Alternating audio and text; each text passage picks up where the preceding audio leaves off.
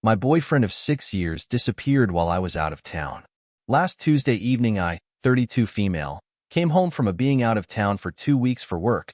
My boyfriend, 35 male, Nate, was supposed to pick me up from the airport, but once I got in, I wasn't able to get a hold of him and he never showed up. I was a little annoyed but not too worried because I figured he had fallen asleep. When I talked to him earlier that morning, he said he didn't sleep very well the night before and was going to lay down before he had to come get me. So I called my sister for a ride home. When I got home, Nate was nowhere to be found. I checked the garage and his car was gone. So I sent him a text asking where he was and headed upstairs to unpack.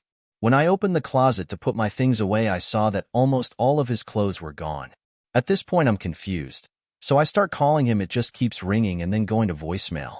I check his office and everything is still there. Everything in the house is still there and in place except his clothes and his car. I'm really starting to freak out at this point.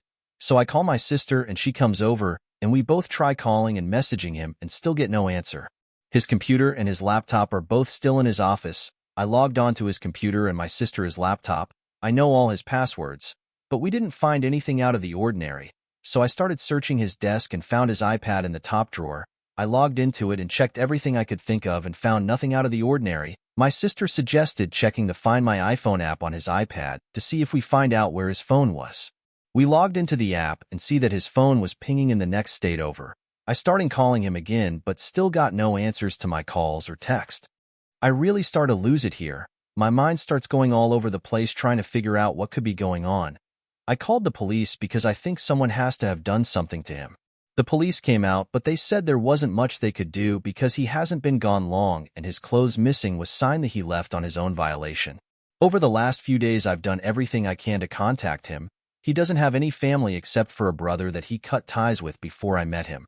I found him online and sent him a message, but he said he hasn't seen or heard from Nate in years. I keep checking his phone's location, and since Saturday morning it has been pinging in the same location in the PNW. I took off work for the rest of the week and my sister and I are flying up there to go to the location his phone is pinging. Has anyone ever dealt with something like this before? How do I even confront him? What if he is with another woman? What if he isn't there or worse? I am so lost and hurt right now. My mind is all over the place. I can't think straight. I'm so lost right now. TLDR, my 32F boyfriend, 35M, of 6 years disappeared while I was out of town. Haven't been able to contact him, but his phone is pinging in the PNW and I am going to confront him tomorrow. Edit. Yes, I have called or messaged all of his friends. None of them have seen or heard from him. I do have access to his bank account as we have a joint account, but not his business account. He last used his debt card Friday night in a town west of Seattle, Washington. He owns his own business, but has taken a step back over the last year, so he doesn't communicate with them regularly. They haven't heard from him since last month. I am 5 months pregnant, and we have known for 3 months. He did become a bit reserved and withdrawn since we found out, but it's not uncommon for him to do that every so often, especially around this time of year. I don't truly believe that he would abandon me and his child. That's just not the type of man he is, but I don't know what to think anymore. Small update. First, I want to say thank you to everyone for suggesting the welfare check, especially you / Muppet John Bon Jovi. We called to the department where his phone is pinging, and they have sent someone over to see if they can make contact with him. It's been over an hour, and we are still waiting to hear back. I am hopeful but still have a overbearing sense of dread. All I want to know right now is that he is okay, and I can figure out everything else later. I just need to know he is okay. Update. The police were able to do a welfare check, and although they were unable to make direct contact with him, they spoke to the couple who live at the house.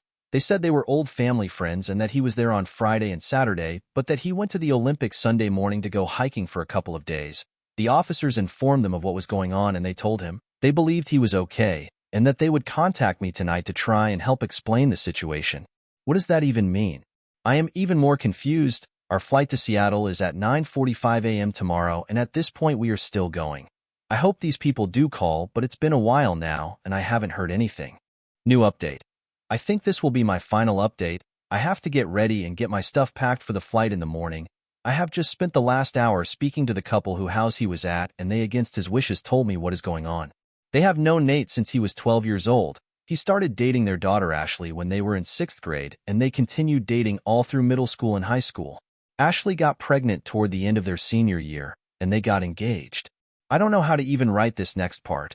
When their son was 1.5 years old, they were involved in an accident with a drunk driver. Nate was ejected from the car and Ashley and his son passed away in the accident.